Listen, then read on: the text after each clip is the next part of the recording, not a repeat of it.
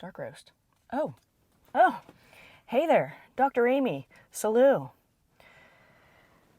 Not sponsored, but welcome to another FPT Coffee Talk. Sitting here in the parking lot. Got some active recovery on today. In fact, more on the sports end. Shot some basketball. Felt pretty good. But, so I decided I'm already downtown Pineville. Might as well stop and get some coffee at the local coffee store, Water Bean. They're a local franchise down here.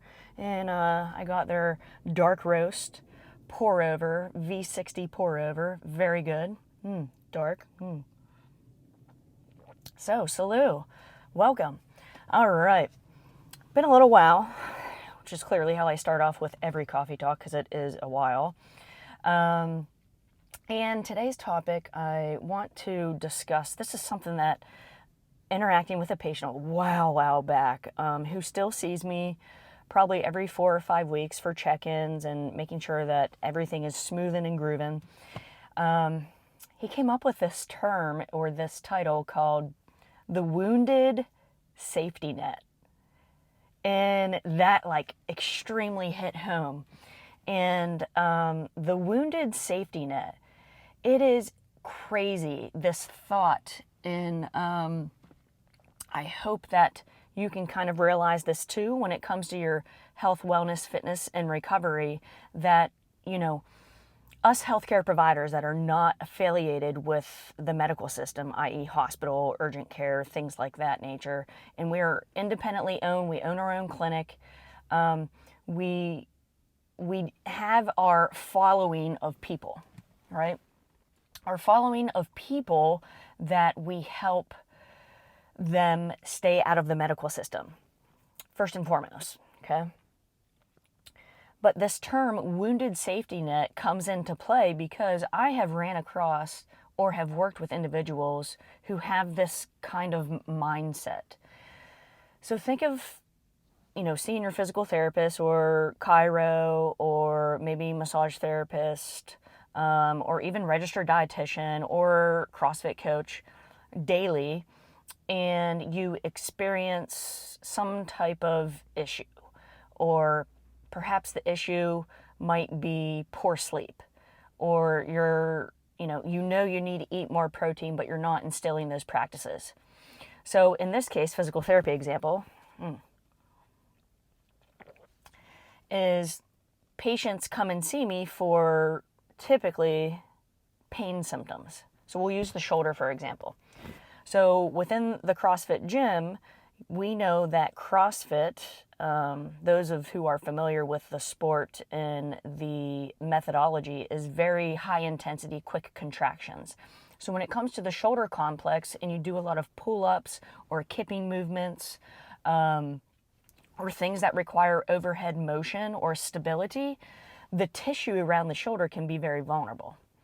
Hang on, leading into my story here. So you come in, you see your physical therapist for an initial evaluation, you get some baselines, do a little bit of treatment, and your physiotherapist should, and foremost, educate you and probably send you home with a piece of homework, as well as possibly some modifications within your exercise regimen or routine. Or there might be some things that you need to avoid when you go to the next CrossFit class and substitute that with something else so you don't re-aggravate the tissue. As the patient, sometimes that goes in one ear and then out the other, right? They get injured again, or they re-aggravate the tissue. Then they call you up and say, hey, I actually need to move my appointment closer than 3 weeks out. I need to see you next week. What do you have available? Okay, cool, get you in. Get in again, reassess. Okay, it sounds like rotator cuff. Do some treatment, get some baselines, do some treatment, send you home with the homework that we gave you on the first visit that you probably didn't do, and educated you that, okay, when this specific kipping motion happens with a lot of volume, we need to substitute that with some type of banded work. Okay, got it. In one ear, out the other. So essentially, they come back again the next week. Oh my gosh, my shoulder, it's messed up again. Can I get on your schedule? All right, get in. We have a heart-to-heart. Essentially, the physical therapist is the safety net in this scenario. The safety net to keep putting your fires out. Although the PT or the chiro or the massage therapist or the registered dietitian, whoever, but in this case, physiotherapy, me, keeps informing the patient, educating them, listen, it's not worth the results to keep taking 3 steps back in order to get to your baseline. We're not even surpassing your baseline because we're not instilling the practices that we learn within our session and substituting different movements that happen in exercise class.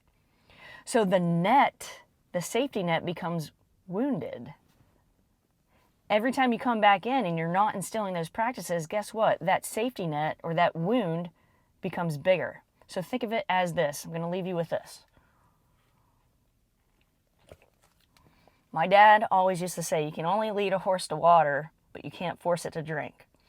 We can give you all the education possible, all of the different scenarios, but it's up to you to instill those practices to prevent your safety net becoming wounded or more open.